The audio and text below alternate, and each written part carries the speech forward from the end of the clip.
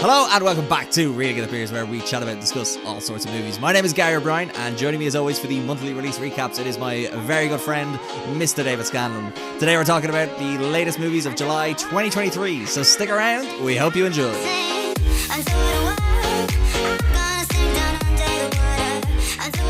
Whoa, episode 100! That's all I got. No, that's everything. I don't know, yeah, it's 100 episodes, David. Everyone was like, what are you doing? Are you a big spectacular? And I was just like, I'm kind of a busy man. I wouldn't mind if we just stick to the usual programming. Keep it simple. Yeah, exactly. Keep it simple. But it like, safe. what a month. The biggest month in cinema ever. Yeah, I mean, like, it's been coming for a while. You know, this July. the cinematic, it sneaks up every year after June. The cinematic release over the summer. And it's, I mean, there's been so much hype, so much build up, and...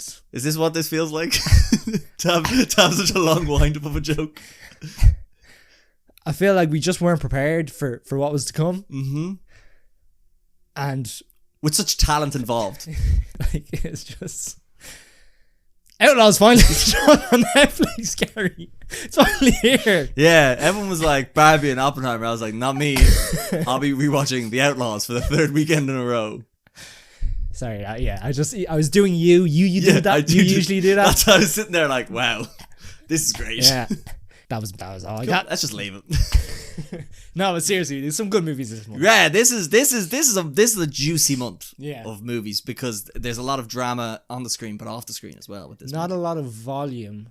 No, not a lot of what am I trying quantity, to say? but a lot of quality. A lot of quality. I will say there was just some stuff I wasn't arsed with this month, like Yeah. Elemental, and they cloned Tyrone. There was another horror movie that came out. There's that big one that's very controversial in the States at the moment. The 4th of July one. Sound of Freedom. Yeah. Is that 4th of July based? It came out on 4th of July. Oh, okay. I thought it was about 4th of July. And it's made a lot of money on the 4th of July. We're not covering it because of political reasons. Definitely not because I have no idea how to watch it. Yeah, no, that just seemed to creep up, but it's just appeared. Which, the Sound of Freedom thing? Sound of Freedom, yeah. Turned up on 4th of July and made a lot of money. Yeah. Americans being Americans. There you go. But yeah, the movies we're talking about today, my God, we've got so many great ones. We're talking about Oppenheimer, Barbie, Mission Impossible, Dead Reckoning Part 1, and The Outlaws. Why are we doing The Outlaws? Because 3's an odd number, and I'm superstitious that way. And also The Outlaws of Pierce Brosnan in it, so that was no way that wasn't being covered. If you want to jump around, there's time codes. Time codes. Yes, in the description. But also, and I'll talk about that in a sec. You can listen on Spotify, which you're probably already doing. I don't know why I need to bring that up at the top. I've done this 100 times. I'm still bad at it. Oh yeah, YouTube. Oh yes, no. I remember why it says mention Spotify or YouTube, because if you want to communicate with the podcast, you can. There's a Q&A in Spotify. Yep. There's the YouTube comment section, or there's an email, or my address, which is. Might beep that out. But before we actually get into the movies today, actually, we're just going to talk a bit of Barbenheimer, just the phenomenon that is Barbenheimer, and that's in the time code. So if you just want to get straight into the movies, you can. But like, we've been going to see movies for a very long time, David. Yeah. Since Scorsese first did that snort of cocaine, we've been cinema goers. Yeah. And I don't think I've experienced anything like this. No. And I think the last time something like this happened was maybe around Infinity War or Endgame. Yeah. This has been the biggest cinema event in recent times. Definitely since COVID.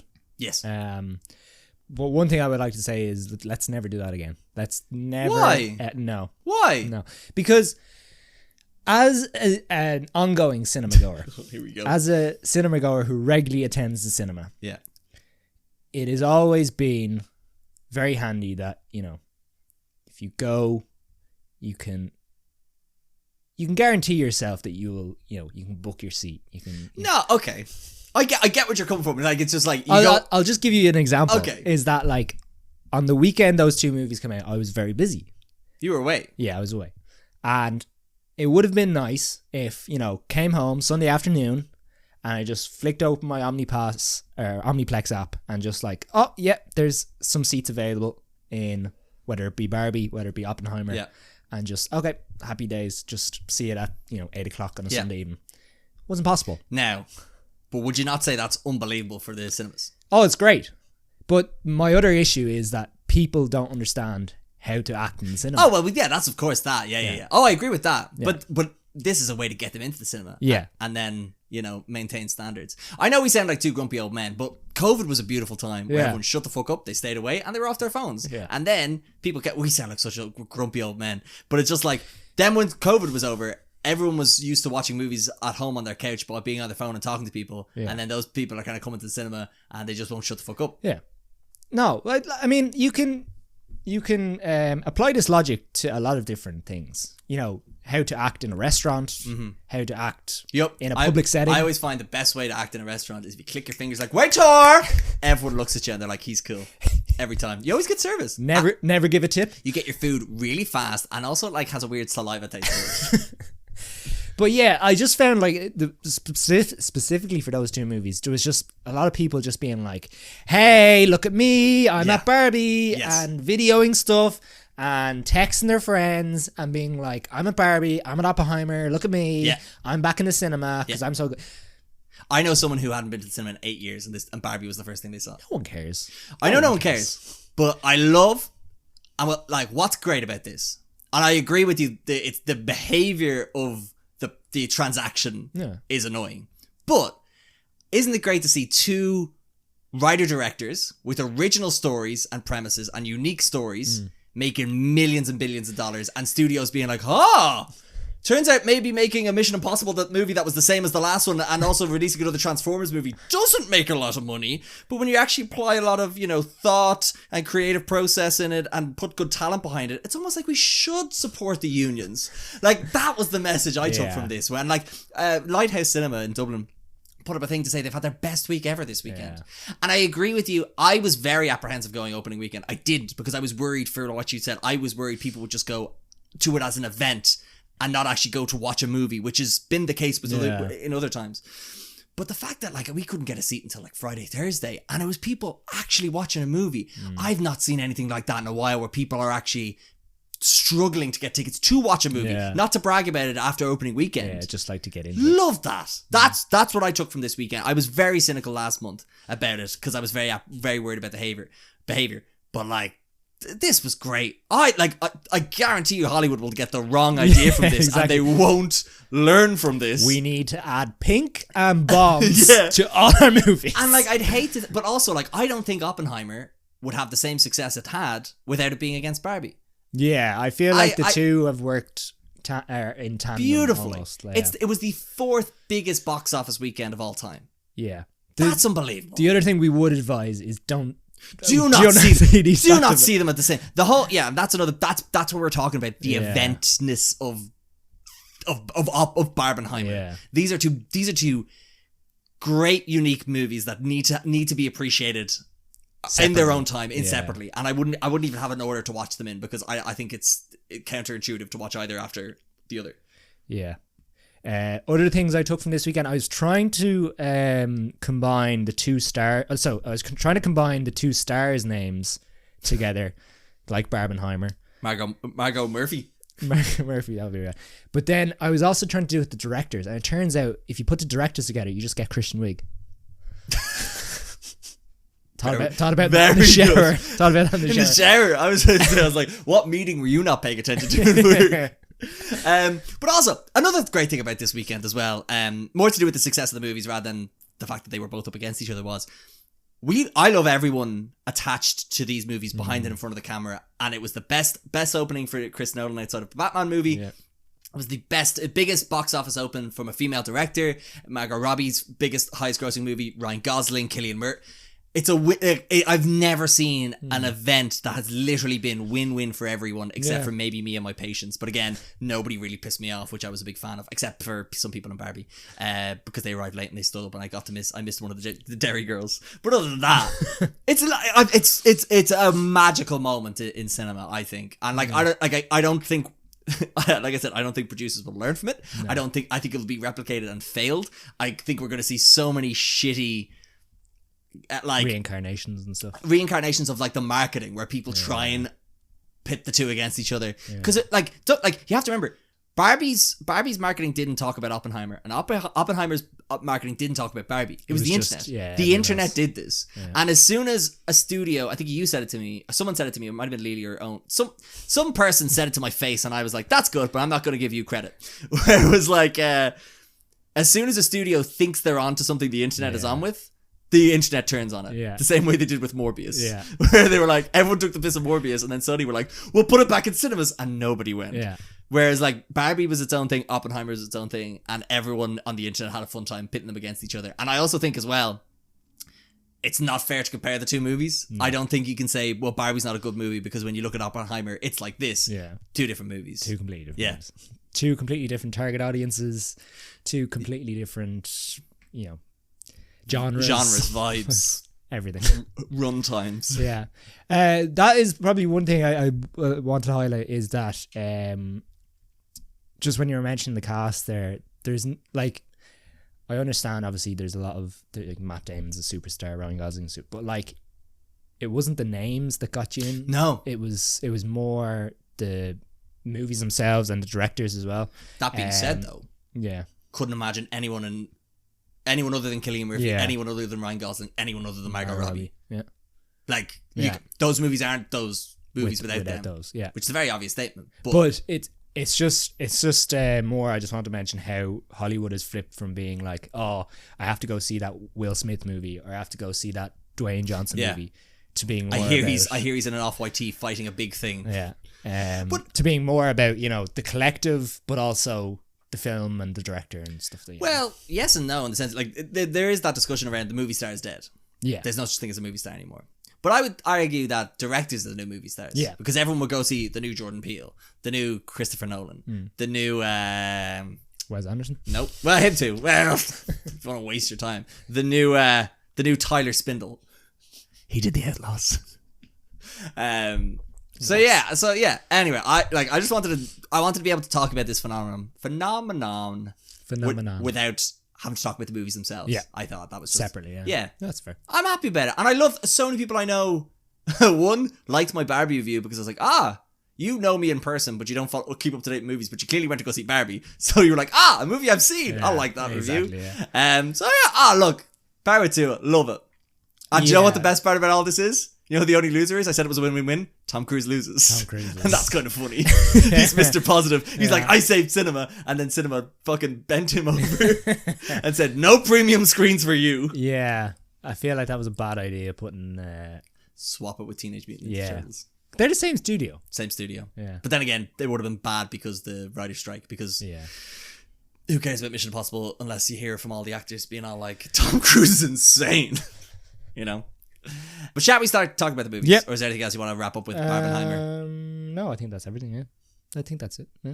I like to think I could. I just worry. Studios are just going to get the wrong idea from this, and we're just going to get pink and bombs. But also as well, I think it's left such a vacuum in cinemas at the moment because I feel like everyone who's been back to the cinema is like, yeah, love going to the cinema. What's up next? Teenage Mutant Ninja Turtles. Okay, but like, what can I see after Teenage Mutant Ninja Turtles? What's gonna like? Oh, what's the next big? Oh, the Meg 2. Okay, but like after Gran Turismo, Blue Beetle. It's just like there's nothing good this month. So I think the two of them are just gonna keep raking the cash because I think they're both very rewatchable movies. I wouldn't rewatch them. No, I have heard that friends have said that.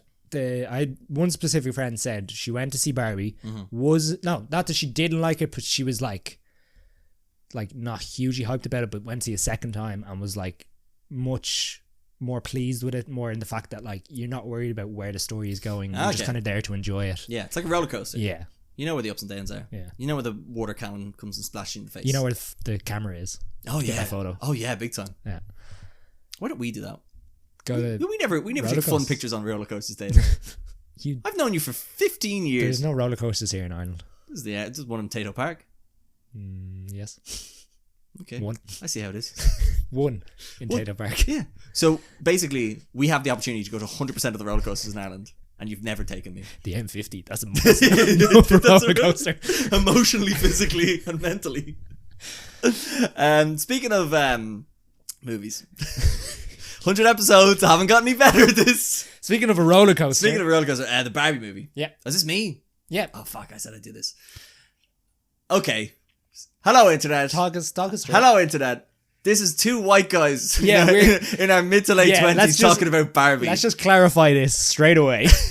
We are not the people to be talking about this. We are and we aren't. There's better voices I'm sure there's other podcasts, but here's the interesting opinion of the guy you've listened to 100 episodes talking about the Barbie movie. Hey, You're not going to get anyone in to add a segment like... I don't have time, David, and then I have to ask them, and then I have to edit it, and then they might be like, they might say something stupid, and I'll be like, well, that's not funny, and then all you know, it's down to 30 seconds. I'm like, what's the point? Because I don't value female voices, David. Okay. But you've seen Barbie. I've seen Barbie. Oh, that's a blank check, carte blanche for the rest of the year. No. So the Barbie movie. So I guess what this movie is about is it is about we meet our titular character Barbie, and she is in Barbie Land, and all the residents of Barbie Land are Barbies and Kens. For the ease of this discussion, when I say Barbie, I mean Margot Robbie, and when I say Ken, I mean Ryan Gosling. The others in Barbies and Ken, I'll refer to as the actor who's playing them, because that's the only easy way to do this. So Barbie lives in Barbie Land. She has Ken, and Ken is just absolutely infatuated with her. That is his life. His job is beach, and she's always having the best day ever. Think the Lego movie. But all of a sudden, she starts to have these thoughts of death. She gets cellulite. That's a bit of a spoiler in a way, but it's to give you a sense of like things are looking like they're not perfect. So Barbie discovers from a character called Weird Barbie, played by Kate McKinnon, that there is a rift in the space-time continuum or something like that, or the border between the realms or something, that the girl who is playing with this Barbie, Margot Robbie's Barbie, referred to as stereotypical Barbie, is having some negative thoughts. So it's up to Margot Robbie's Barbie to go into the real world, meet up with this girl, see what's wrong, try and help her with her life, and then everything will be fine again. Because as far as everyone in Barbie Land knows, Barbies have solved gender inequality and sexism in the real world by showing women how powerful they can be, and they can be anything they want. Yeah. So it's very hard to talk about this movie in a non-spoiler way. So if you haven't seen it and you want to go in completely blind, I would recommend skipping to The Outlaws. But so we're gonna spoil. It's not even spoiling it. It's kind of just telling you what the movie's about, which the marketing doesn't let you on to believe. So if you want to go completely blind, skip it. But basically, this movie addresses a lot of sort of societal inequalities between men and women. It talks about the patriarchy. It talks about kind of mother-daughter relationships. It talks about capitalism, maybe not enough as you'd expect, and also kind of has that fun sort of fish out of water sort of comedy as well. It at times it is very smart, very clever, and very witty. It's also particularly very well acted, like I said, from Margot Robbie and Ryan Gosling. There's also some great supporting characters in it that I really enjoyed, from Kate McKinnon, Will Ferrell, America Ferrera. I thought had a great performance in it, with one speech in particular, and there's also Rhea Perlman is in it as well, in a very short role that I thought was absolutely scene stealing. The visuals, unlike anything you've seen before, it's this sort of, I think of it as like a cotton candy vomit all over this cotton candy, and like, I don't know, think Candy Crush. That's like the aesthetic of this movie. So there's some really strong visuals, really impressive set design when you realize a lot of it was done practically, that really kind of sink you into the world of Barbie. My only complaint with this movie is that it's very cluttered. It has a lot to say and doesn't really give itself enough breathing space to say all that. There's a lot of characters in it as well who represent different things, and they're all given from the Ken and Barbie character, kind of handling sort of men and women, are kind of balanced out nicely, but everything else is kind of very muddled together, and it kind of falls apart a bit for me. And the narrative plot, rather than the sort of more abstract kind of story that's telling, gets a bit cluttered for me and just starts to fall apart a bit. But overall, it is a fun time in the cinema. Once you're aware, it has a lot of things it's a lot of social commentary and stuff. Yeah. Yeah, absolutely fun time. Definitely one you could go see with the gals or the pals, depending. I wouldn't take it too seriously, even though it does have a lot of serious things to say. But yeah, just to echo what you were saying, the cast, specifically the two leads, were brilliant. Production design is incredible, especially Barbie Land, just to see that place kind of come to life. Really feels like there's a depth to it that's like these Barbies and Kens have existed there for years, rather than just like as soon as you started watching it, it only existed. And it feels practical as well. Feels practical, yeah. It feels like everything they're touching is real kind of real things, whatever. So my biggest issue with it is I don't think the film is as smart or as funny as I think it thinks it is. Okay. Or that I think it could have been. Mm-hmm. as you say, it feels cluttered, but I also don't think it's saying enough, if that makes sense. It definitely goes down that route of like sexism and gender inequality, which I think is absolutely fair enough. Like in a Barbie movie, that's probably the right message to say. At a point, I feel like it does get very preachy, but again, I don't know if that's I'm not the person. No, I know the bit you're talking. I think I know the bit you're talking. Yeah, and maybe that's the best way to explain it. Like Greta Gerwig might say, you know, look, they've tried this in so many different ways to be like subtle about it, but it's come to that stage where it's like, no, we need to hit you over the head with it. Yeah. I was speaking to Lily last night, and she made a good point that it feels like there's a bit, whether it be in the middle or towards the end, or maybe even when they're in reality, where it feels like there's kind of pieces cut out, and whether it be Mattel or Warner Brothers, where they were maybe cutting deep into a capitalist kind of a jab at capitalism, or a jab at, say, Mattel themselves, and it feels like there's something kind of cut out there. Yeah, because Will Ferrell's character is kind of set up to be somewhat of a bad guy, and then you kind of forget about him, and then he's just kind of, and then there's the sprinkles throughout like the ending of it. And I feel like this was a really good opportunity to kind of dig in on that kind of whole capitalist agenda, and taking, especially like, because the Barbie character is technically being taken advantage of by corporate America and stuff like that, so I feel like that's something they kind of missed out on. But again, Greta Gerwig might say, you know, I just wanted to focus on the female gender inequality, whatever. But yeah, that was kind of just my biggest issue. And then just at the end, I feel like it just, as you say, gets a bit cluttered. I feel like when Margot Robbie's stereotypical Barbie is the center of attention, I feel like the movie is on a good kind of trajectory. And then once it veers off that, it just gets a little bit all over the place. And I'm sure you remember like what I'm kind of talking about. Yeah, it just kind of lost me there, because it just takes this kind of weird turn and focuses on other characters for a bit. And I was just like, that's... it felt unnecessary. It just felt like it kind of petered out. Yeah, so like I think and I think one of the things that we men probably cannot possibly enjoy as much as women in this movie is the digs at the patriarchy. Yeah, I think we can relate to it. Of course we can, but I don't think we'll truly ever have the same level of amusement at the pot shots it takes at it. And I think there's one scene in particular that I really enjoyed, America Fiera's speech. Goosebumps. I had a really good time with that. But then like, and of course it's pointing out how men have the advantage and it's easier and stuff like that. And then there's like a scene where they have to like go around to each of the Barbies and like say stuff to them. Yeah.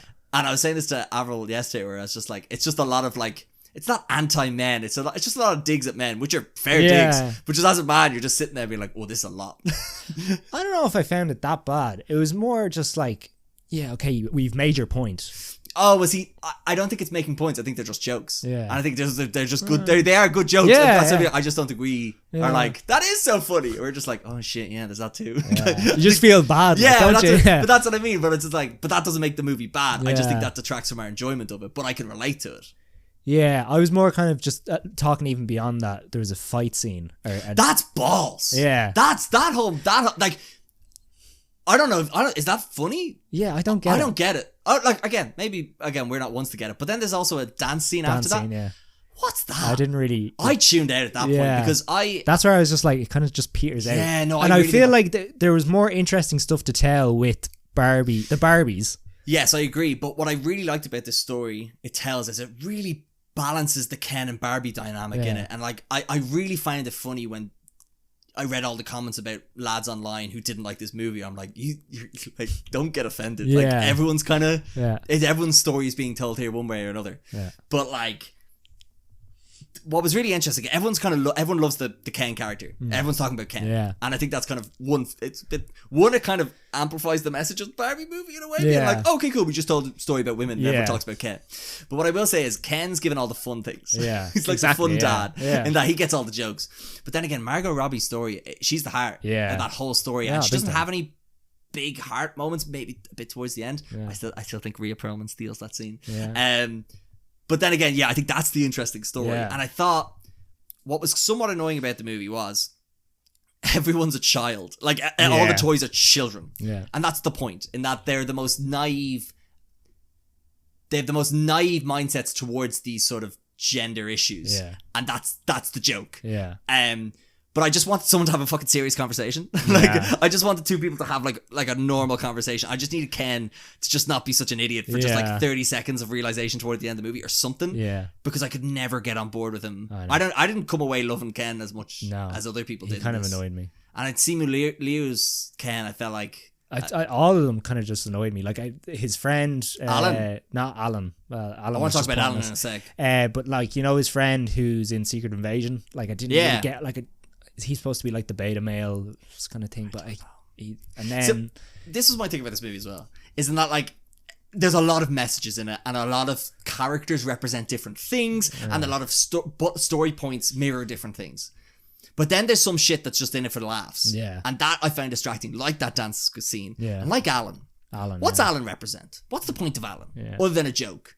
And I just think in a movie that's trying to take itself seriously at some times, but then also be really stupid at other times, it really leaves it feeling quite disjointed. And I think that's apparent when I read an article, or I read a tweet, an article, like I read articles. You're reading Time magazine. Yeah. I was reading a tweet. I was reading 120 characters or 240 characters that said apparently Greta Gerwig wanted to put in a fart sequence that only she found funny and the studio made her cut it. I'm like, oh, so you were just putting in stupid stuff with your intellectual stuff. So how am I supposed to know what's what? Yeah. Because I'm a stupid man. Yeah, like she could have represented, like, Alan could have been some sort of representation of, like, the general human being. Like, he could have been just conscious of everything. I would have loved to be the normal person in Barbie Land. Or he could have been like, okay, Barbie comes back from the real world and he's like, you missed all this. Yeah. Like, and just like, and don't even explain it, just like tell a weird kind of anecdote about what's going on and stuff. Yeah, it was just, he's kind of lost in it. He has like a fight scene in it.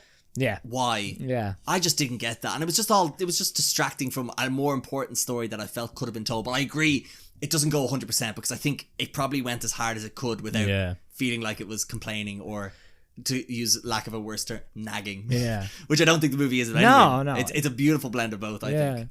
Yeah. There was just, I just feel like it lent into the silly too much. Yeah. Which I know you don't like, which I usually like. But I don't mind it. It's just, it should have been, I just think it was like almost, it just wasn't blending correctly. Yeah, I agree. There was something, it was the disjointedness in it, in the tone, which is weird to say about a Barbie movie because it's all bright and colourful throughout. But it was just, there was something missing for me. Cast too big. Yeah, cut half of that. Yeah. I loved Will Ferrell's character, but we didn't need to see him for the whole movie. Yeah, he could have been a side character. Kate McKinnon's best role since SNL? I don't know. Give me one other better role she's done since SNL. Besides maybe Bombshell, but like I'm talking like Kate McKinnon killing it on screen. I think she's great in this. Fair enough, yeah. Could have done with more narration. There was just some of the jokes I just really enjoyed. There was a good one about Margot Robbie herself. I enjoyed. There was some great jokes like jabbed at men, which I really enjoyed. Like there's the one about the Justice League, like that was great. Love that. The Godfather joke. Isn't it great that I don't like The Godfather? I was like, I could laugh at that. Playing guitar and stuff. I just said, I could have done with more of that. Yeah, there's a scene where Ken's like, I want to play guitar at you. Yeah. I could have done with more of that and less of just like silly dancing and stuff. Yeah, no, that's fair. Because we're men. We don't like silly dancing. We like horses. I don't mind silly dancing, but make it contextual. Yeah, the dance scene goes on. There's a dance scene. It goes on for far too long and it doesn't really... Or if you're going to do it, make it relevant to like pop culture. You could have put it to like... I know this might be expensive, but like put it to the song Beat It. Or make it Eye of the Tiger.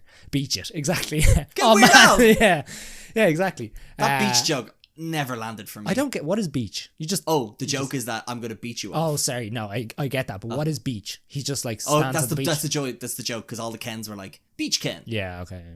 No, I get the joke. I thought beach was like not a lifeguard. I just sit on the beach. But yeah, I don't know.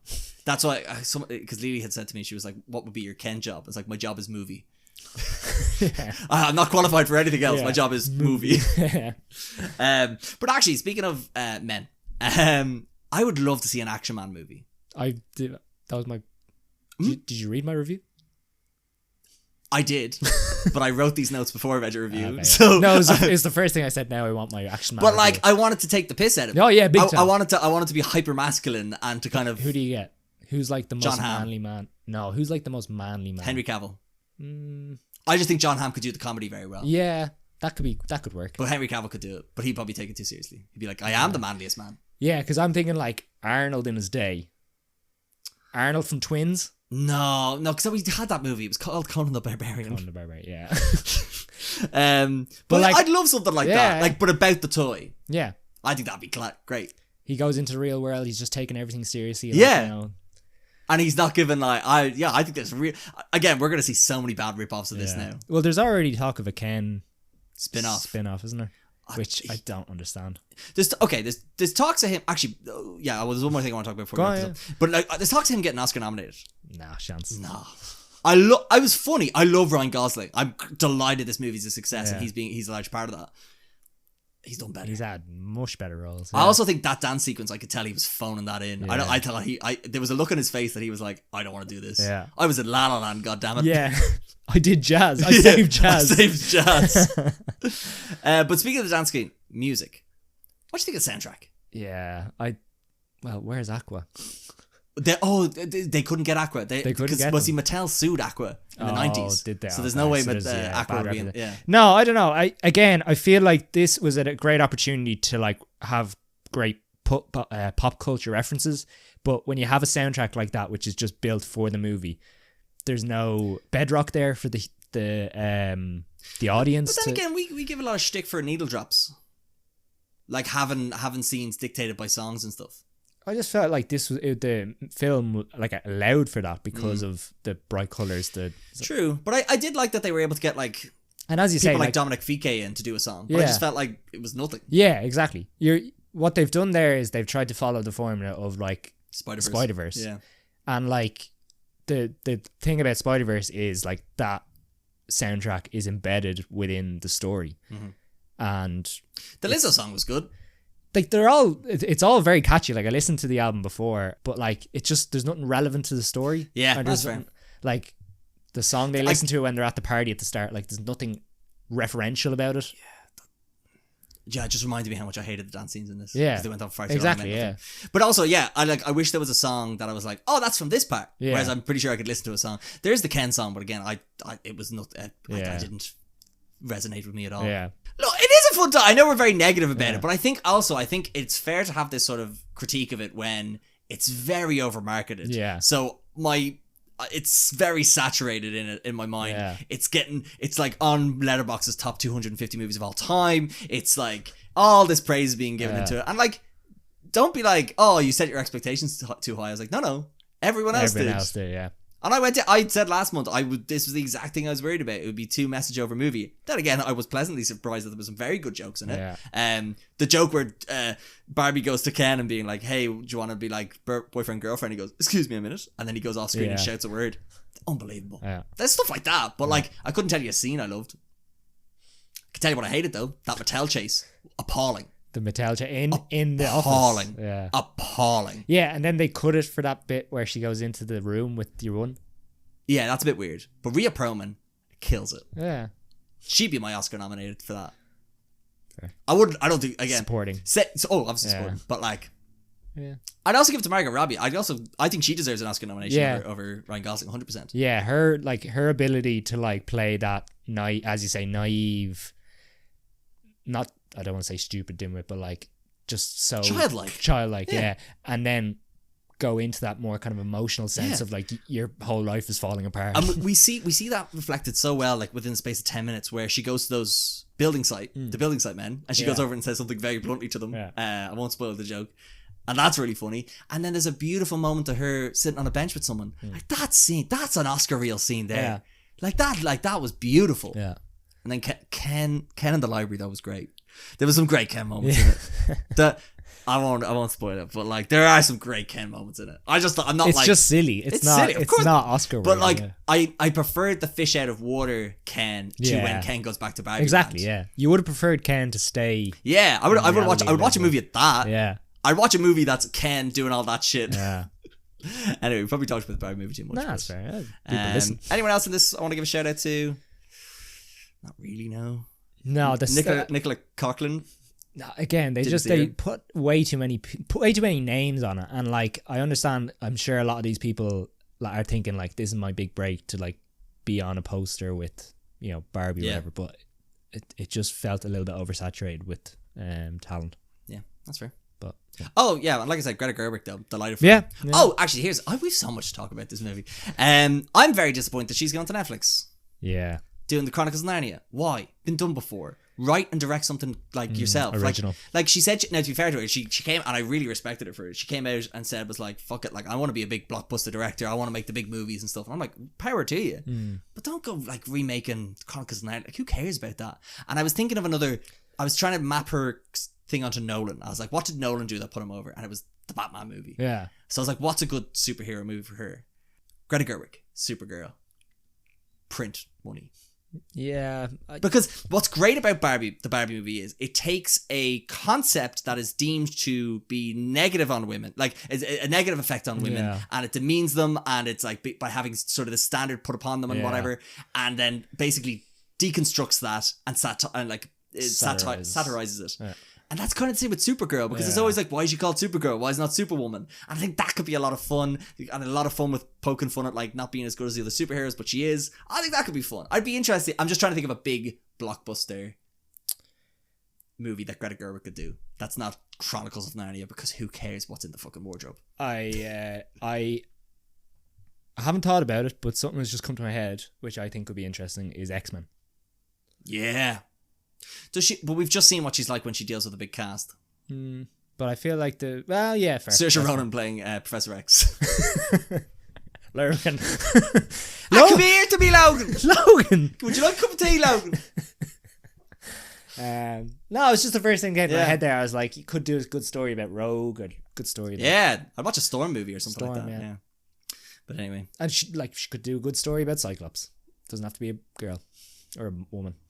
I think it's more like I wouldn't mind seeing one of those characters have like a third dimension. Exactly, yeah. Because Rebecca Romaine was just boobs. That was her job. Her job is boobs. Good job. Right, shall we move on? We saw Barbie, it's fine. We've seen Barbie. We're allowed to say whatever we want. And if you get angry at us, we'll say, why are you so mean to men in the Barbie movie? I'm outraged. There was so many stupid things online. It was something like, oh, I don't know. Anti-Man was my favourite one. Anti? It was like anti-male. It was an anti-male anti-male. movie. Get over yourself. Exactly, Jesus yeah. Christ, like, go see any other movie. Yeah. Right, speaking of anti-man, let's talk about Pro-Man. Mission Impossible Dead. I'm really bad at this today. I do apologise. Don't worry about Mission Impossible Dead Reckoning Part 1, David. The summer of Part 1s. The summer of Part 1s continues. Okay, so we meet Ethan Hunt. again. No, sorry, I'm just trying to think how this movie starts. We meet Ethan Submarine. Hunt again. Oh, sorry. No, but that's how it starts. Yeah. We meet Ethan Hunt again, and there is a new threat to the Earth, and it is, of course, AI. Did you know it was AI going into this movie? No, I probably shouldn't say that. No, I think it's enough time has passed, and I think a lot of what I want to talk about is the AI. AI. So like, if you haven't seen it by now, fuck it. What was the name of the AI again? The entity. Entity. The entity. Paramount are killing it this year with generic fucking shit. names. It was called the Transwarp Key in that's 7 now, by the way, if you're counting still. In Transformers: Rise of the Beasts, and now the entity. So the entity is this AI gone rogue. AI system that is just learned a mind of its own, and it is just starting to intervene in certain elements of specifically like espionage divisions of different countries, whatever. But the I suppose the important thing here is that you need to understand that the governments of the world want to obviously take control of this rather than destroy it, whereas Ethan has decided that this entity is too powerful for any one person or any one government to hold control of, and so he is on a mission, should he choose to accept it, to go out and destroy the entity. That's probably a decent enough synopsis. Yeah, and we have Simon Pegg, we have Ving Rhames, we have Rebecca Ferguson, and we have some new names. Haley Atwell. To join the cast. Haley Atwell. Vanessa Kirby. Issei Morales. Issei Morales is the Pom Klementov. So we'll get to it, but okay. In terms of reaction, it is a good time in the cinema. Well worth going to see in the cinema. Is it better or worse than anything we've seen before from this franchise? Probably not. Now, I just had a good time. It's fun. It's a little bit silly. Getting to see Tom Cruise do stupid stuff is cool. It keeps you entertained throughout. Like, there's never a point in this where it like falls below like 5 out of 10 in terms of like energy or action. Maybe, yeah. I went to the toilet during it because he was on a rooftop with someone after something sad happened, and I was like, bet you this is going to be boring. And I came back and I said to Oisin, what did I miss? He goes, nothing. I was like, excellent. So if in terms of like franchise comparisons, if you've seen any of the other ones, this is very similar enough. You're going to see a few different things in terms of stunts and stuff like that. Overall, story-wise, a little bit generic, although I do like the fact that, as stupid as the name is, the entity, I do like the fact that they've kind of weaponized AI. They've jumped the gun in terms of like getting on that bandwagon of like weaponized AI and AI taking over, and it's used in a very interesting way. Like, there's a bit at the start which is very cool to see. There is a couple of bits in the middle where they're trying to communicate with each other through different things, and the AI managed to do different things. So very cool things throughout. Funnily enough, just going back through each of them, a lot of people seem to be thinking that Fallout was the best one. I had a better time with Fallout. I don't know. For some reason, I didn't really enjoy Fallout. I think the entity's gotten to you, David. Yeah, maybe.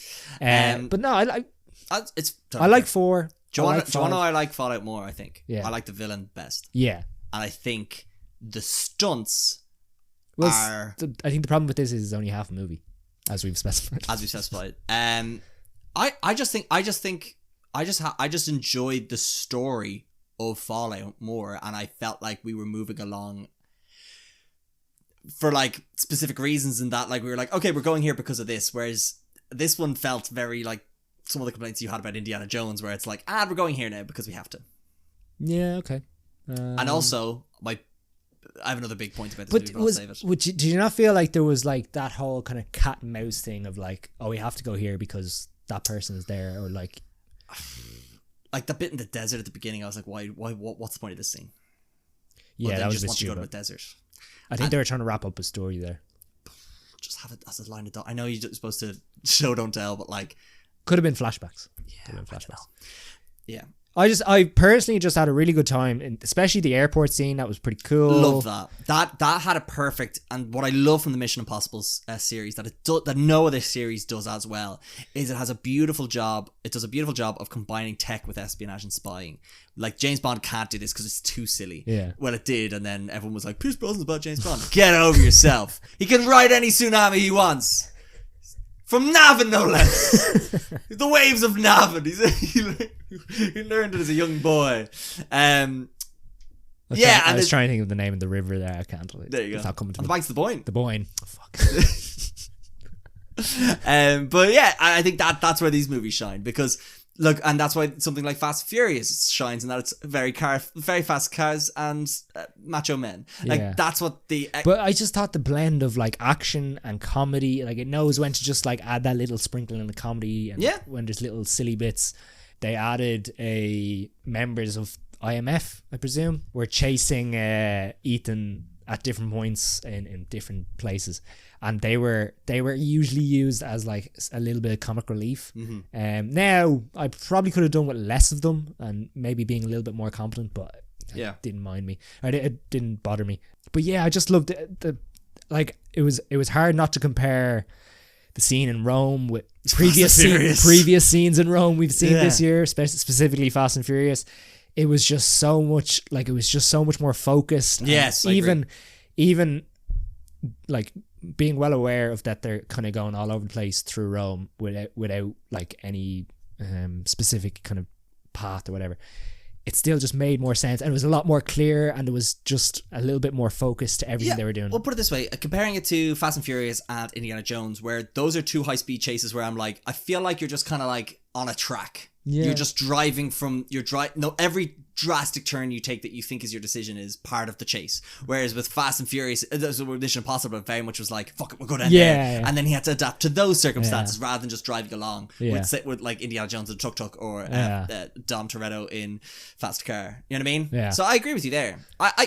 My biggest thing with this was like the big stunt. At the end. It's fine. That's pretty cool, man. It's not. I disagree. I think all of his stunts have been PR moves rather than serve any sort of cinematic enjoyment. I don't know. I feel like it fit into the story quite well. I think him actually driving off a cliff for real did nothing because there was so much CGI that it didn't feel real ultimately at the end. Yeah. The cliff itself looks fake. Yeah. The dive looks fake. It was no benefit. And the same with the Halo jump. It looked fake because of all the fake storms and shit. Because they did it on a sunny day. Yeah. The only time it's actually worked out is Ghost Protocol, where that fucker was on that building. And that's been the best cinematic use of Tom Cruise trying to kill himself. Do you know what I mean? But like, I think he's had better stunts. Do you know the scene in Fallout where he's... No, I remember Fallout with the vinyl player that does the... That was good. The vinyl player? Or was that the last one? That was the one before. Was that Rogue Nation? Rogue Nation. That was good as well. This is also in Rogue Nation as well. Remember he's attached to the pipe and then he has to like shimmy his way up it? Like he's handcuffed to the pipe? Oh, sorry. Yeah. Remember that stunt? Yeah. That's more impressive than the motorbike thing. Anyone could do the motorbike thing. But would anyone do the motorbike? No, what I'm getting at is there's no skill in it. There's just a willingness to try and kill yourself. See, my biggest thing is when the stunts are just so out of place, where I feel like this one actually made sense. Like he misses... I get that. Yeah. And Benji gives him another way to get there. Yeah. No, it makes sense. I was just kind of like, for the whole movie to be quote unquote built around this stunt. But I don't know if it was because they're giving it away in the trailer. But that's what I mean. They give away the exact stunt in the trailer. But it's just kind of like... That might have been why I enjoyed the Rome bit and the airport a lot more. Oh, I loved the airport's my highlight of the movie. Yeah. I had so much fun with that. Yeah. But just the train sequence itself, very, very good. Good stuff on a train. Stuff on a train. I don't know. I just felt it being like, that's a very solid watch. There's nothing to write home about, I don't think. I wouldn't be like, oh my god, do you remember the scene in Mission Impossible Dead Reckoning Part 1? Yeah, okay, I suppose. Just on some of the characters, Morales. Good man. What a guy. I don't know. It felt a little bit strange what his role was because he's linked to the entity. He's hired by the entity. Yeah. The AI has become so intelligent that it's hired this hitman or this assassin to get. It needs a key. I love that. That was like, and he just like that. He's like a man. He's like, it's this great thing that like spy movies had to evolve when they realized that countries weren't fighting with each other anymore. Where they had to be like, he's not he's part of this secret organization within this country. You know what I mean? You can't just rogue nations. That's a good point. That's movies covered this before. But yeah, I just like he's like, I'm here for cash money, and this I don't care what's hiring me to do it, even if it's ones and zeros. Plus the fact that like the AI has already told him the outcome. Yeah. Love that. Yeah. That was all cool. And also this actor as well. He's in Ozarks as well. And he's great in that. Very tense. Very intense. Love this guy. Yeah. And Hayley Atwell, a nice addition to the team. The best addition to the team. Best since Tom Cruise himself. I did.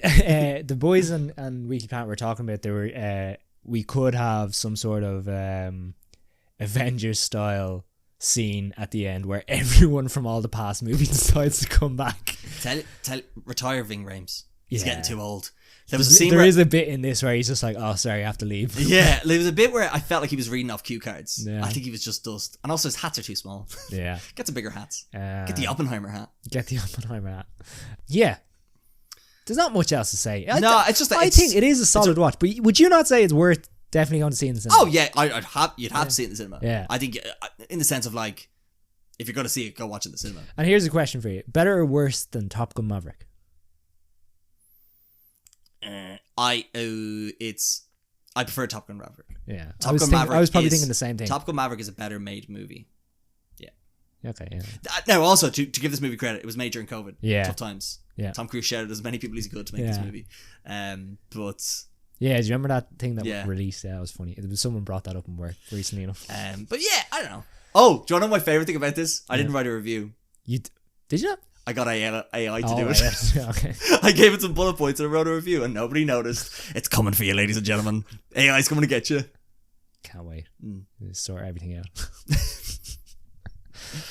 But yeah, shall we move on to tell you what I saw the other day? Go for it. Gary, play the music. Right, we'll keep this short and sweet anyway. Tell you what I saw the other day, David. Go for it. Dirty Rotten Scoundrels. I got an Amazon Prime trial, so all of these are Amazon Prime. Nice. This isn't good. It's not excellent, but my God, was I pleasantly surprised by it. So Yeah. basically, it's about two con men. It's about a con man, Michael Caine. He's a classic con man. He's from Britain, and he's expert in scamming people. He's like, but basically like rich women. So he makes people think he's like a prince fighting like for independence in Africa and stuff like he has all these like stories he's telling these women, and they're all like, oh, have my jewelry, save your people, kind of thing like that. I think I have seen this. Oh, there you go. And then on a train he comes across Steve Martin, who's a bit more crass at it, and he's like, oh, my grandma's dying, you better help me, kind of thing like that. I've seen this. It's good. I had a great time with it. So but basically then Michael Caine's like, you're not doing this right, I'm going to train you. Yeah, mash the wine. And he teaches them how to do it, and then it becomes like he wants to go off on his self, and then it's Michael Caine and Steve Martin conning their way to this woman to try and get her fortune, and it's just really fun seeing them fight each other, and then the different sort of scenarios they put themselves in.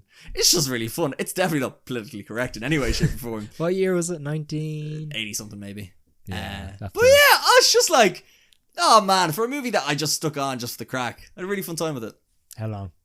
1988, 1 hour and 50 minutes. 10. I had a great 145 without credits. Yeah. It's got 89% Rotten Tomatoes. There you go. Yeah. What about you? See anything the other day?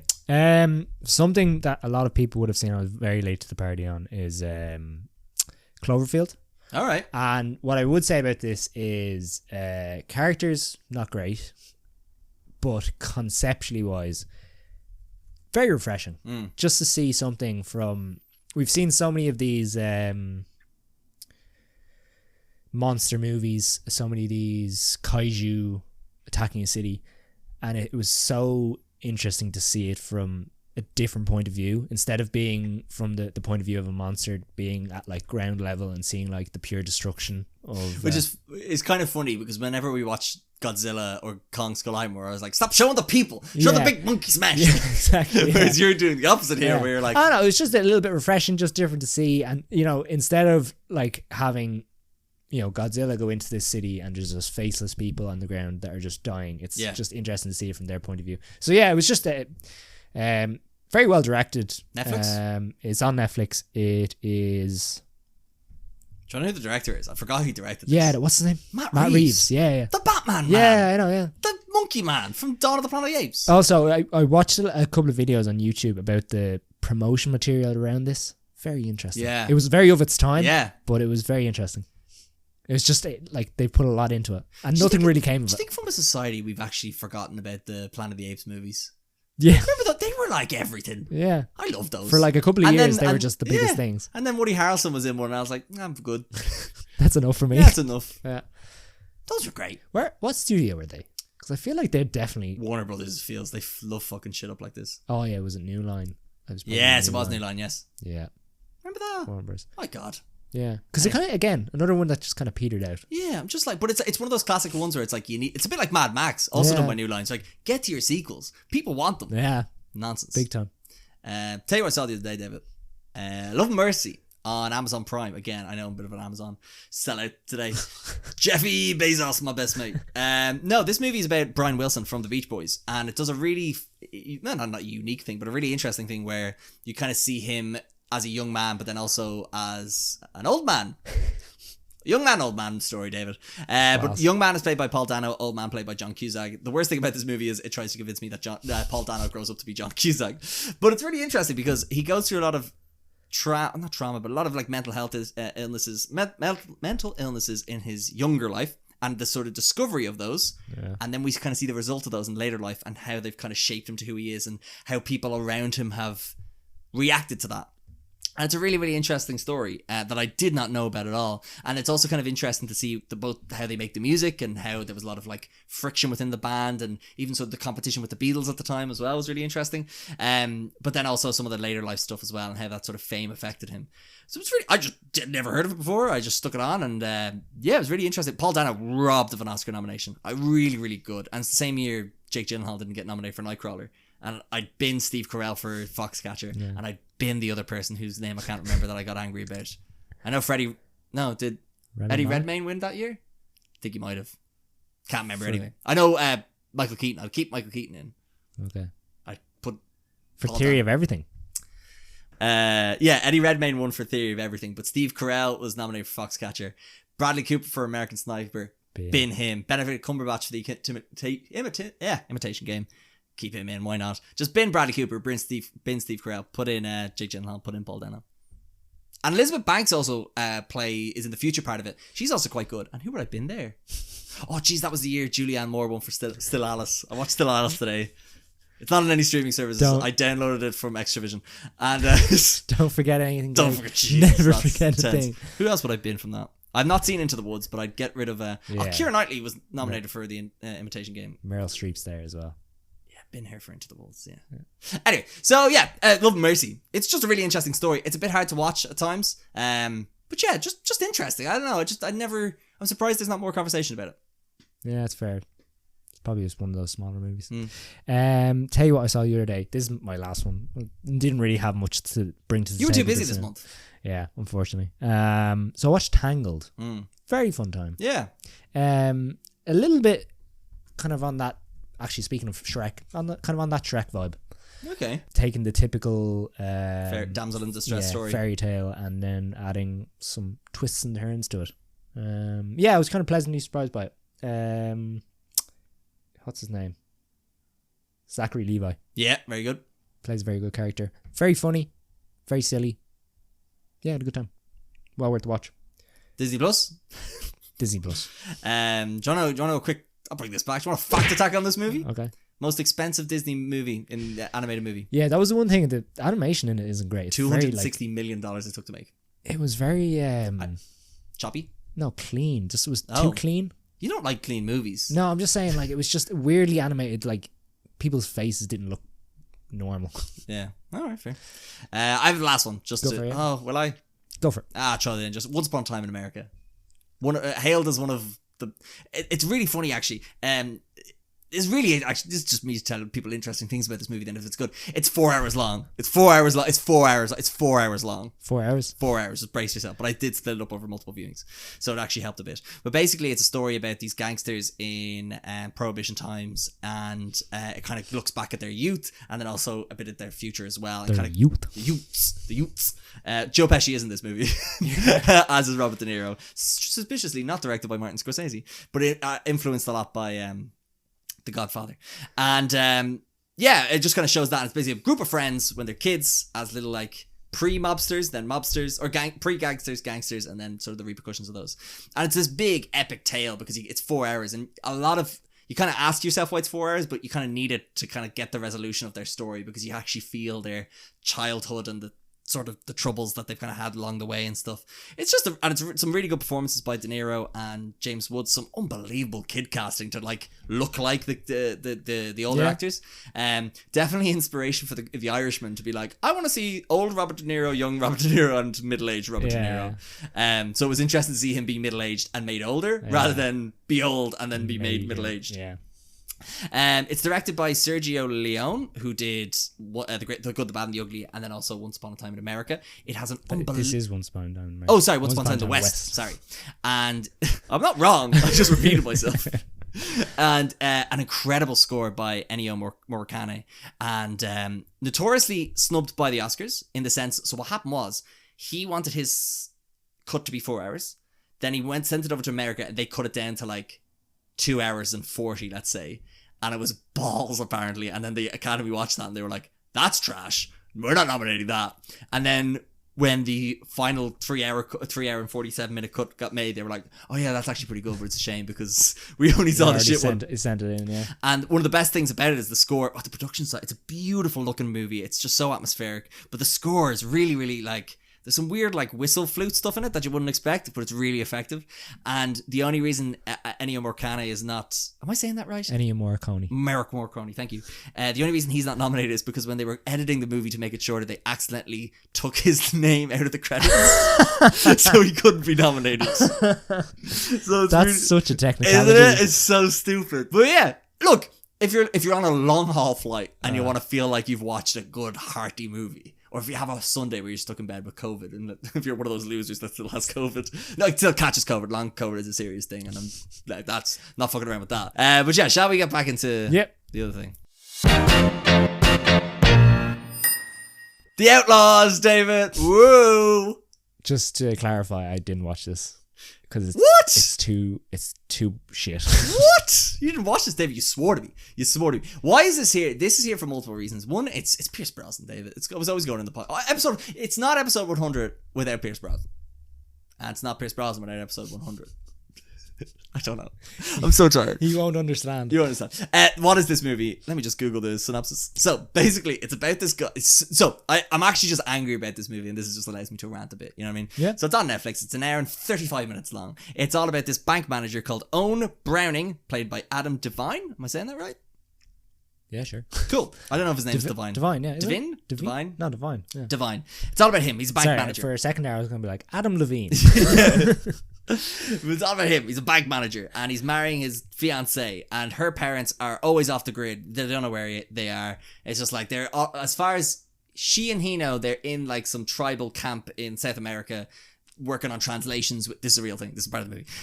They're working on the translations of like these sort of tribes and whatever like that. Straight away, I'm just like, nah, that's bullshit. I haven't seen the movie, but like, and then and he's a bank manager, and they've installed a very fancy safe, and the other bank employees like to play fun games with it, like trapping one of their other employees in it, called Gary. It's a movie with Gary and a Pierce Brosnan in a movie. Of course, I'm talking about it, and it's a very fancy safe, and they've installed a new passcode with it, which is one of the lyrics from All the Small Things. She left me roses by the stairs, but you have to sing it like that. She left me roses by the stairs. Yeah, you have to say it like that, otherwise the safe doesn't open. This movie's balls. And all of a sudden, his in-laws, all of a sudden show up into town, being like, "Hey, we can actually make it to the wedding." And he goes out with them, and he gets really, really drunk.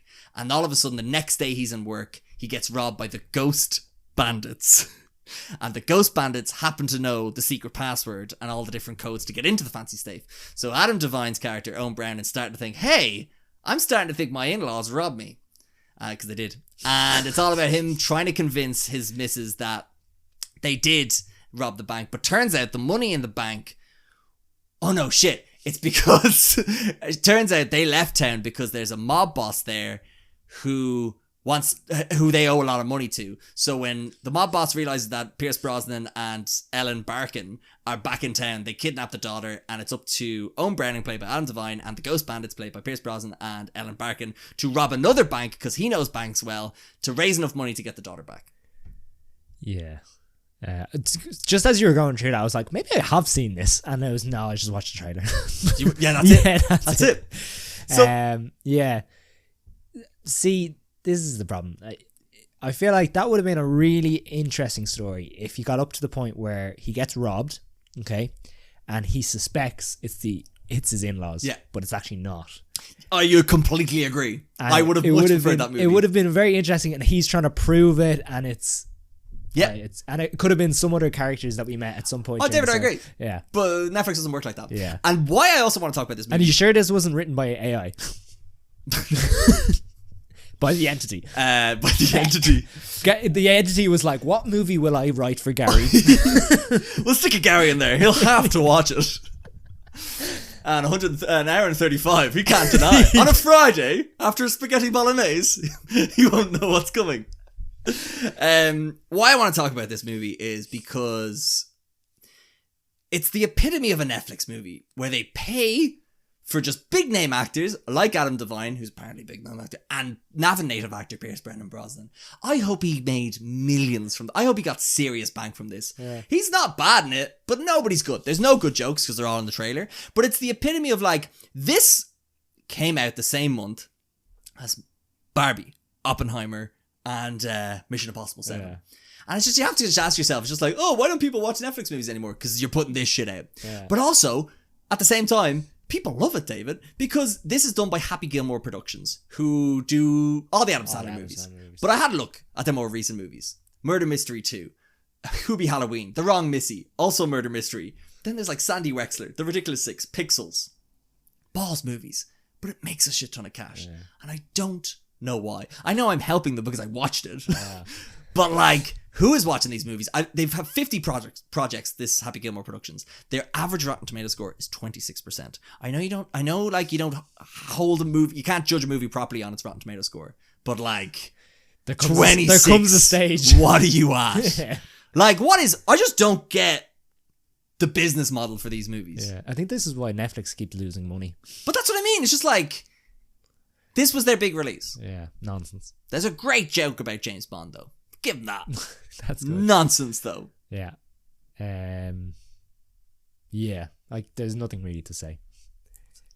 And it's the major problem I have is that's every once in a while Netflix will release an interesting windfall. Yeah. No promotion. Yeah. They don't want to put effort into movies that they know will take a bit of effort to make. Where they're like, Adam Devine, Pierce Brosnan, be grand. Yeah. He's so annoying. Adam Devine. I hate him. I can't stand him. If you like him, fair play. That's good. Good on you. You found someone that, really hits home with your type of comedy. He reminds me of like Will Ferrell in his wimpy roles. Yeah. I meant to do a whole bit on Will Ferrell and I forgot. Daddy's Home and stuff. Yeah, just like, ah! Or what's the one he goes to jail? Get Hard. Get Hard. Nonsense. Just like, grow up. Yeah. Stop being such a baby. Get up, baby. But yeah. Yeah, I've nothing to say. No. It's muck. Well, I'll tell you who does have something today. I actually reached out to Pierce Brosnan. Okay. And I was like, hey, doing a podcast, episode 100, would you mind coming on? Yeah. We're talking about your new movie, The Outlaws. We'd love to have you on. We've talked about a load of your movies before. And he goes, absolutely no problem, Gary. We'll send something on. By the way, love the Brosnan O'Brien Birthday Bros Bonanza. Favourite episodes. Tell all my friends about it. I was like, oh, unbelievable, Pierce. Do you want to come over? He goes, I'm busy that weekend. We talked for hours. But I was like, just a quick message I can stick in. He's like, absolutely no problem. I was like, yeah, whatever you want, Pierce. Just say thanks to the fans. Navan is deep in my heart, on the banks of the Boyne there, across from the town. My grandfather, God bless him, built a lovely little bungalow, and that was my home. I don't know if it's still there. Cheers, Pierce. So, if you want to know why we're doing The Outlaws, I just had to put that clip in. That's fair. Should we grow up a bit? Speaking of movies bombing. Oh! You should do this now. Let's talk about the bomb. Oppenheimer. Oppenheimer. This is the latest movie from writer-director Christopher Nolan.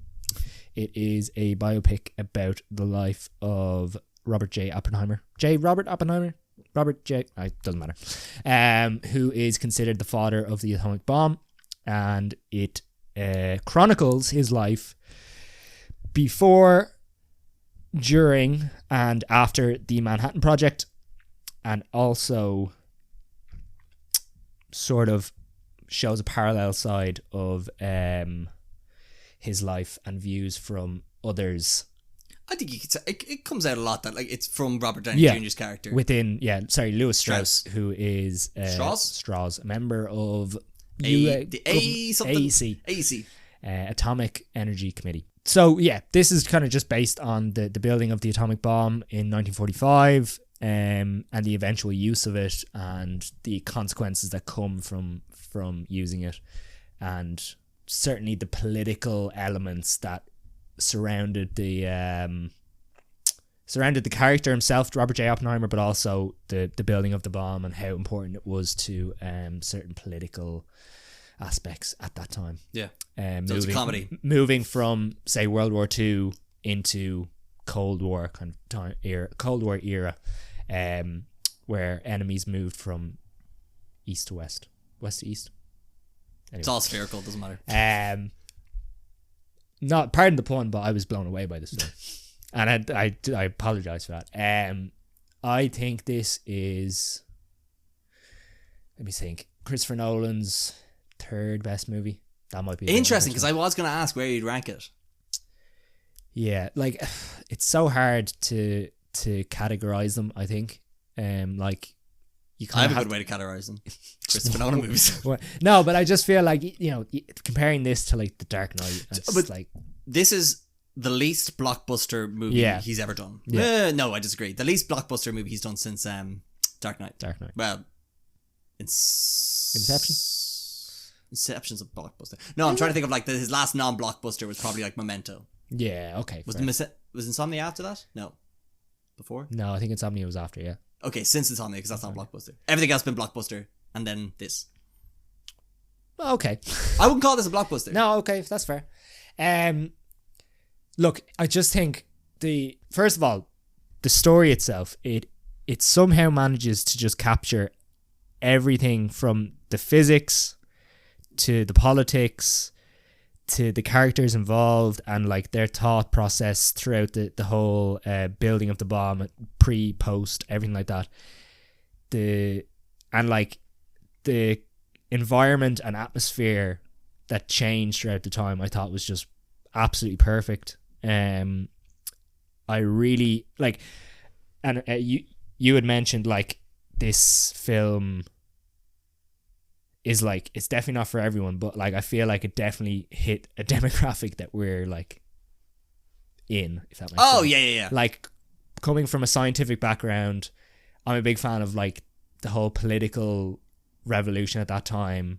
And just again, I love character driven stories and like sharp, witty dialogue. It's just, it is almost perfect for me. The use of color and black and white, I thought was perfect. Like again, I thought that really grounded the story and gave it the audience a chance to understand what period they're watching and what period they're experiencing. The whole technical element of the film is incredible. Like from even like just like you take the most simple element of just two people, you know, speaking in a room, and for some reason it just feels tense because of like the sound design, the score, the whole look of it. What else was I gonna say? It is, we'll get to the cast, but the cast is incredible, and it was almost as you were going through, you're like, oh, this guy's in it. You forgot about that. Yeah. And you know, I remember like different people getting mentioned, like, oh, you know, Christopher Nolan's brought this person on board, and it was only when they appeared on screen where I'm like, wow, that is incredible. Yeah, I don't want to keep rambling on, but I'm sure I'll remember certain other things that need to be mentioned. But I hate it now. As wanky as I'm going to sound saying this is prestige filmmaking. It is like top quality from every aspect, from acting, directing, sound design, visuals, everything. Yeah, no stone was left unturned, really. Well, and that's a slightly problem with it. So, well, I do have an issue with it, but like, it's a 3 hour. Is it a good story told over 3 hours?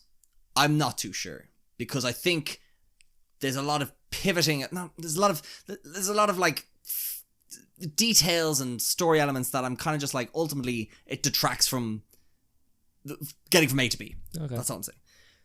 But those 3 hours are like, it's like a journey. It's like an experience. And I know I sound like such a fucking wanker saying this, but that's what it is. It's literally, you turn your phone off, you sit and you just watch something that's so well crafted, and you can't help but be blown away by it. I said this to you when we left. I was just like, that movie was just like, I was like, fuck, I really like The Dark Knight, because it's just like, there's something about the feel of a Nolan movie. You're like, this is great. And I think, like you said, it's a lot to do with the witty dialogue in it as well, like the sharp dialogue, yeah, and the way and just the visuals and the crispness of it. And like, as much as Chris Nolan does be like, oh, you need the IMAX for this, you kind of like watch it and you're like, yeah, you kind of do. And also, I think this movie, as much as like Nolan loves his big epic sequences, like you mentioned, the vistas of like New Mexico and stuff like that, I actually was more impressed with how he was able to use the big IMAX cameras in the more intimate moments, and sort of the details and the sort of the sheer emotions you were able to extract from Cillian Murphy's face in scenes. When you know this, like, if you've ever seen the size of an IMAX camera, that's in front of Cillian Murphy's face for a lot of this movie, and he still crushes it. So yeah, everything from that. And like I kind of mentioned with the Barbie movie as well, happy with all the talent that's involved. Delighted for Chris Nolan, although he doesn't need it. He can make whatever he wants, I feel. Yeah. But Cillian Murphy especially. Oh, incredible. Like, to be able to have the platform to deliver a performance like this. Yeah. Incredible. Yeah. And from Cork, no less. Cork. Like, big month for Irish actors. Pierce Brosnan, The Outlaws, Cillian Murphy in Oppenheimer. He, like, Christopher Nolan has said it, I'm sure, in different marketing material, but like, this film just would not work without him. He is in almost every scene, and it like, there's very few there is a lot of movies where you see a character go from young to old, and it's the same character, you just use, you know, different makeup. But it is so amazing to see that kind of, he's a little bit kind of wide-eyed, naive at the start, and he has these dreams about physics and how, you know, quantum mechanics works and things like that, to being that kind of general almost within the Manhattan Project and leading this team to build this device, to being like an almost withered soul, but also having the sharpness to understand that like it may not go my way, but it's also not going to go your way either. Yeah. And just like he even like he's almost like a chess master at that stage. And for Cillian Murphy to play the like you say, the army guy, the science guy, and then like the PR guy, like the sort of public relations or sort of the press guy in a way. But the thing is, like, it's funny, I was thinking about this, like, okay, he's definitely going to be, like, if he's not nominated for an Oscar, I don't know, what's wrong with the system, because something's rigged. But like, they might have left his name off the credits. I can't picture a scene of his where it's just going to be like that big momentous scene where you would pull for, like, say, the montage. The clips. Yeah, because there's not a point in this where he has that big rousing speech. There's not a point where even he raises his voice. There's a few points where he might get a little bit animated, but there's never a point where you feel like, oh, that is the highlight scene. It's just this constant little drilling away throughout. And I was just, again, it's so amazing to see. It's so amazing to see him get this opportunity, because we've seen little bits and pieces of it. If you've watched Peaky Blinders, if you've watched them in other films like Sunshine and like in When Shakes Barley, Quiet Place 2, he can just play these kind of stoic characters, but to see him be so sharp, and it's amazing to see someone who is so knowledgeable, so smart, and like he's definitely on the, I wouldn't say the narcissistic end, but the cocky end of it, but he's still so empathetic in certain scenes. Certain people around him go through certain instances of whatever it is, and he does feel for it. And especially when the bomb gets dropped, there is moments where he has crises of confidence. But to see that just balanced out, it was really good. And it is an empathetic film to Robert J. Oppenheimer. I haven't read about him. I don't know what he was like, but is it empathetic? I think it is. I think he comes across quite well in it. I think it definitely shows flaws. Oh yeah, it definitely shows flaws. But by the end, I mean, I was definitely rooting for him over, say, Strauss. I agree, but I don't think the movie leaves you with, oh, he was misunderstood. No, yeah. I think it just. But I don't want to spoil it, but that last scene where he's talking to a person, Albert, talking to a person, and he explains to him what he considers or what he thinks, is the future. I think you get an understanding from that he is seriously, he understands the consequences of his actions, and he is empathetic towards the situation that they're moving towards. Sorry, but I guess my interesting thing about this movie is there's no, and it kind of goes what you were saying there about the big Oscar speeches, there's no emotion in it, and I don't mean that in a bad way. There's just stress, and there's panic, and there's creativity, and there's ambition and tension. Does that not make sense, because they're all scientists? But that's like, it's so interesting that there is no emotion and military men. Yeah, but that's I just find that really fascinating, because there's no big scenes that invoke tears. Well, I didn't cry anyway. I'm a big man. I've watched Barbie. I know what women are like when they're crying all the time. No, but it's like, no, there's none like that. There is just fucking what's the word? Like hard-nosed fucking get the job done. Professional-driven men looking to get a job done, kind of thing like that. Men and women. But it's that's what I find really interesting about the story, where it's just like it was a man who had a skill set that a country required that skill set to do something he didn't want. But he didn't care. And he did care, but it was more like he did it because he was the only one who could. And he was put in a situation that he had to deliver. And there was no alternative, because it would ultimately mean catastrophic destruction of a continent, effectively. So, like, it's just, it was just a man in the trenches, effectively. But told with a scientist, which I thought was quite interesting. So, I guess my biggest flaw with it is it is too long. It's too long. And that first 30 minutes is rough. So my thing about the first 30 minutes, it takes a while to get into the rhythm of the film. I agree. Yeah. But it's like, that should, you have to like let people get on that road. Like, speaking of roller coasters earlier, where it's like, if you're going 100 miles an hour initially, it's so hard to settle. And I just think that could turn people off. Especially when it is advertised as like, oh, it's the bomb movie. Oh, we're going to see a lot of explosions. And it's not too much of a spoiler, but we don't see much war scenes in this. And I love that, because that Oppenheimer didn't see that himself. Yeah. So like it makes sense to kind of stay within his world. But I think that really took at me a while. And I found, just when you're speaking about the sharp dialogue, because it is a very dialogue driven movie, two things about it. One, I found classic Christopher Nolan, there was some characters I couldn't hear at times. I found that hard to hear. But also I found the cuts he would use would be like, character finishes saying something, and then he would immediately use the cut of their reaction to that saying something, but leave no breathing space. I felt the characters were so fast talking at each other. Like there was like cut here, immediate response. There was no like digesting of information. The characters kind of felt like they already had their response to say before the other character finished. It was just something I noticed in the middle of the movie. It didn't take me out of the movie, but it was just like, there was a moment where I was like, okay, yeah, let me just focus on this now. Do you know what I mean? Not a bad thing. It keeps the pace of the movie going very well, especially with the score.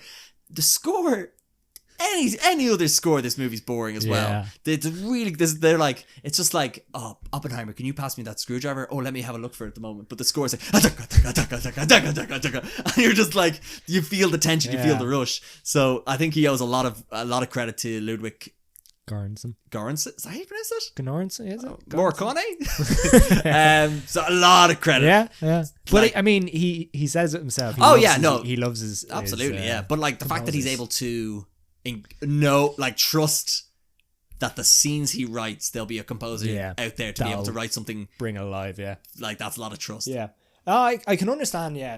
There is points within the middle where it is, but I just think, as you say, it goes along at such a pace, and for such a long movie, I think my biggest thing about it was it starts off as kind of this it's a race to get the bomb made and get it out there, whereas by the end of the movie it turns into Mozart versus Salieri. It does. It turns into that rivalry, and it's because it turns from, say, all these people working hand in hand to, say, two major characters going head to head. It kind of felt a little bit more refreshing to me. So like the length didn't bother me. I think it just kept me a little bit more engaged when it switched from something that was...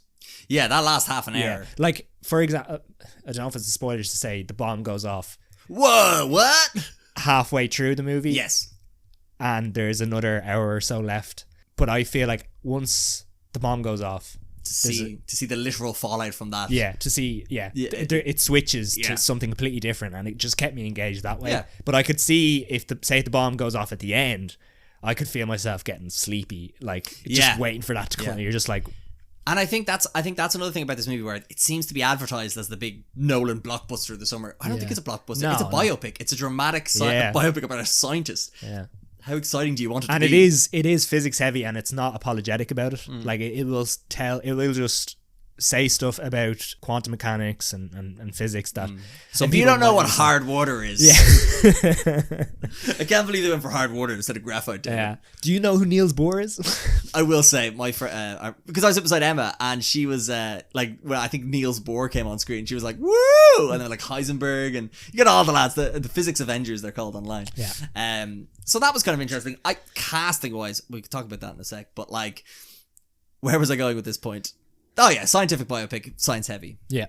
Benny Safdie, no less. We're getting all the classics in on episode 100. All my grudges. It's a shame Chris Pine wasn't in this. It would have been full circle with episode 1.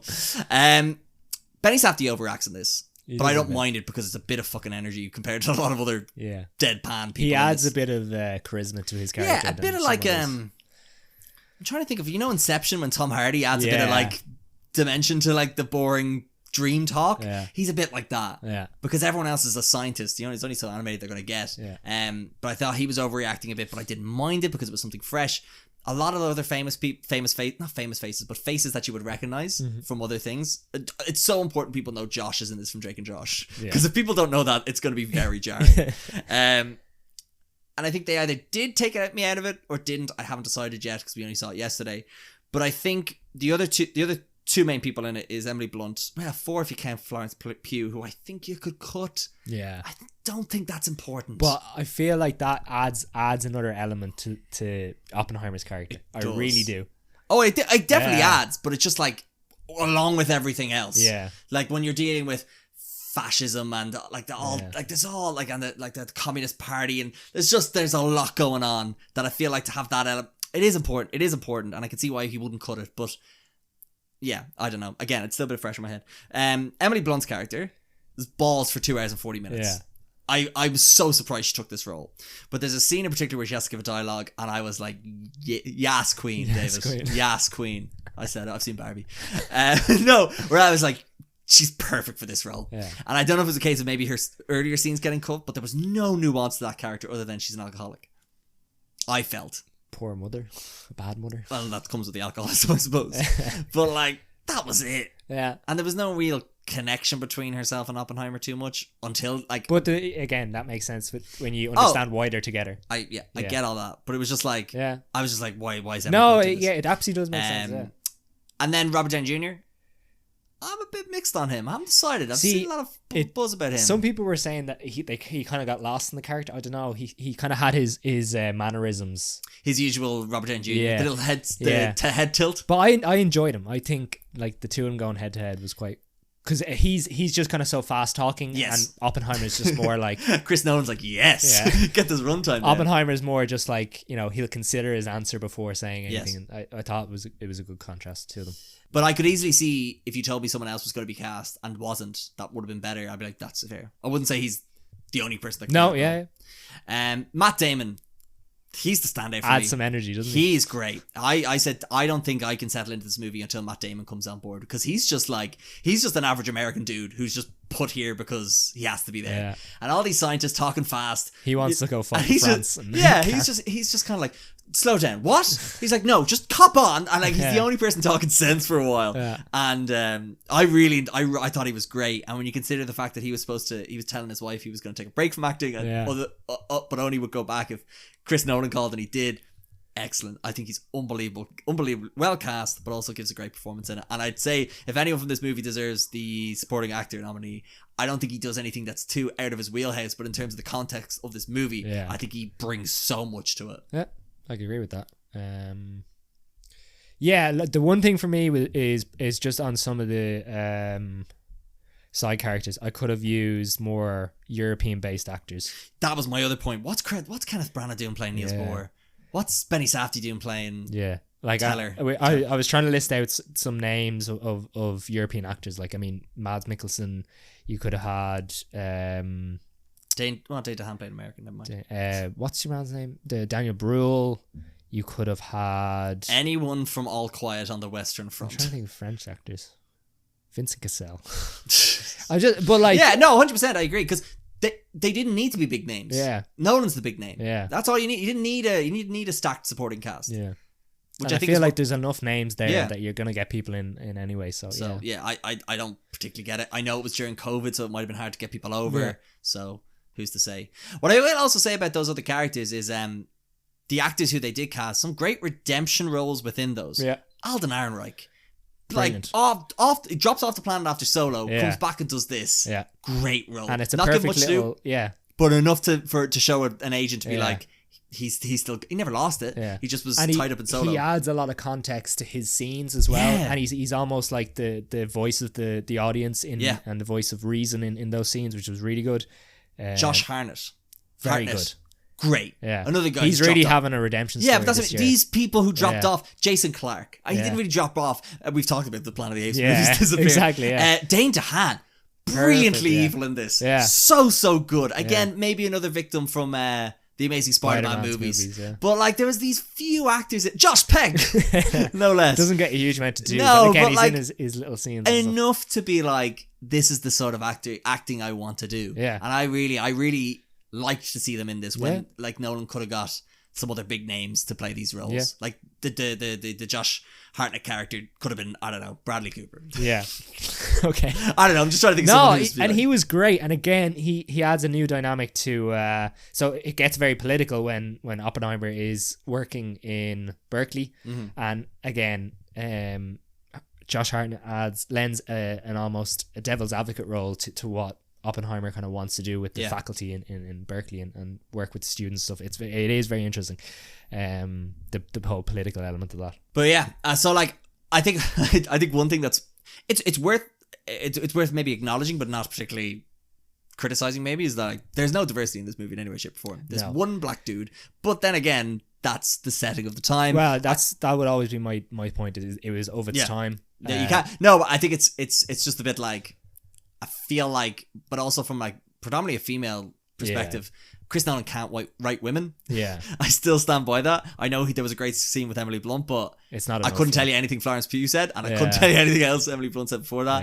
Yeah. There's a female character in it who has a nice quip about asked if she knows how to type, and she goes, "They didn't teach that when I was learning chemistry." And I was like, "That's great," but again, context of its time, and it's like I said earlier, it's not great watching this and Barbie back to back, because if you already had negative connotations towards men after Barbie, Oppenheimer's not going to fix that, because there's a lot of white dudes doing bad things. I did have one question: the Bechdel test. What is the criteria for the Bechdel? It's two women who have names, speaking to each other, not about men. Okay, once or multiple times? I think once, but you'd be surprised because there's a bit in it where Oppenheimer's secretary calls Kitty Oppenheimer. So about the sheets. About the sheets.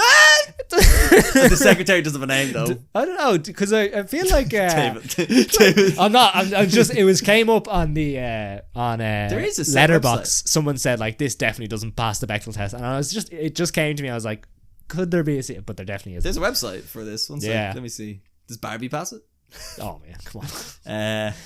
What fit? This podcast already far too long. Barbie passes it. Oppenheimer's not on the list for some reason. It's on. What was the last one before Barbie, or last one that we've seen before Barbie? This is a shit website. It only does it.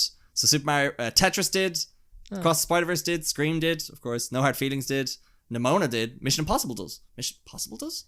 And I suppose the Vanessa Kirby character. Kirby and The Little Mermaid. Yeah. Oh, Ursula, yeah. Indiana Jones doesn't. That's fair. Fast X does. Wow. That's amazing. The Flash doesn't. Oh, yeah, sure. Charlize. Oh, yeah. Michelle Rodriguez. Evil Dead Rise does. Dungeons and Dragons does. Creed 3 does. Does The Daughter count? Because that's not fair. Cocaine Bear does. Barbie does. Are You There, God? It's Me. Margaret does. Air doesn't. 65 doesn't. Ant-Man Quantumania does. Yeah, it's not the best website, but there you go. Sorry, apparently it's an interesting side. Yeah, there you go. But yeah, anything else on Oppenheimer? I don't think. This is probably recency bias, but I think it's my favorite movie of the year. Wow. But again, as I said, it's totally in my wheelhouse. I study physics. I love politics. I love World War II. You always said it should have gone on longer. You said you can't wait for it to end. I love bombs. Yeah. I am a bomb.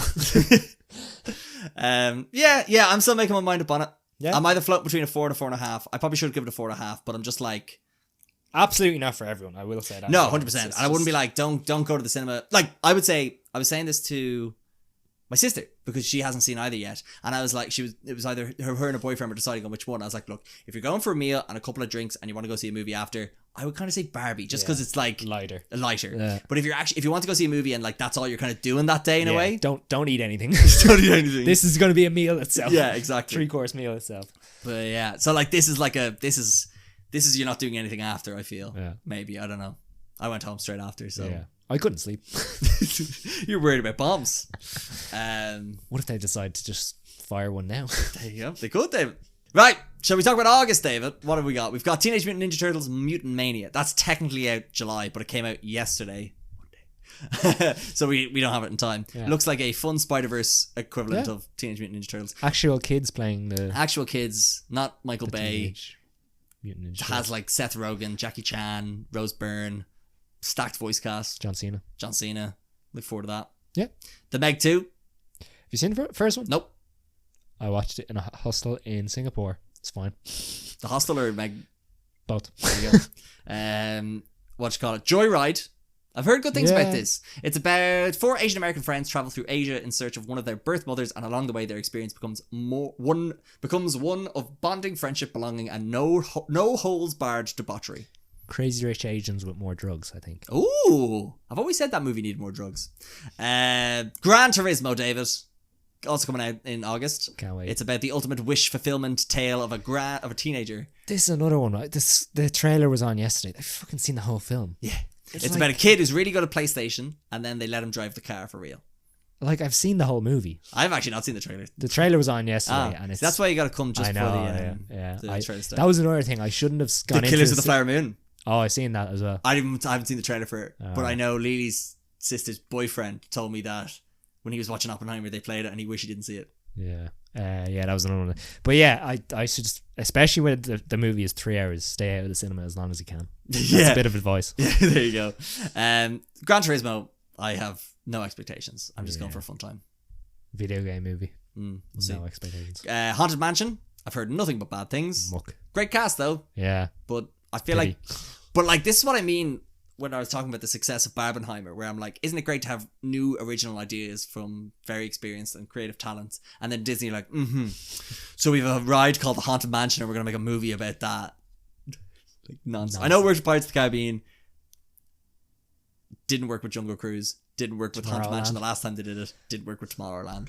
What are they thinking? Yeah. Anyway, Blue Beetle, set to be the lowest opening weekend of a DC movie. Yeah, rightly so. Looks mug. Yeah. It looks like they should just put it on the CW. Max. Yeah. There you go. I'd love for it to be good. I'd love it to be very funny. I know nothing of it other than it looks balls. Yeah. Sigourney Weaver's in it? No. Susan Sarandon's in it. So one or the other. I'm so sorry. I've seen Barbie. I could say that. Again, what was the last good movie Susan Sarandon did? She and Still Alice. I forget. And the last movie to talk about in August, Strays, David. I thought it was coming out in June. It's actually coming out in August, pending WGA postponement strikes and whatever like that. It looks awful, but it has a really good director and writer, and it's got Will Ferrell, who's in my good books now after Barbie. Jamie Foxx. Nearly died. He's back. He's still alive now. And other people. Will Forte's in it. Love him. I watched Extraordinary, by the way. I need to talk to you about that. The series? Yeah. Oh. But he's also in a movie called Extraordinary. Yeah. It's set in Ireland, where Cillian Murphy's from, and Pierce Brosnan. It's all connected, David. But Strays is about talking dogs, and Will Forte has a dog played by Will Ferrell. It's CGI, it's not real. He's not playing a dog in it, but he's a bit of a dog, if you know what I mean. And he basically loses his owner, or the owner gets rid of him, and then him and other strays be like, hey, we're gonna get back at our owner's name. Sounds good. Out of those movies, what are you most excited to see? Teenage Mutant Ninja Turtles. And out of June, what's the best movie? July. Oppenheimer. There you go. Again, personal preference. There you go. Right, David, that's episode 100. That's in the books. The best month in cinema according to the internet. Is it? There you go. The box office. Yeah, probably. I don't know. Just hype. Cool. There you go. Sounds good. Well, thanks again. This is your 30th episode, by the way.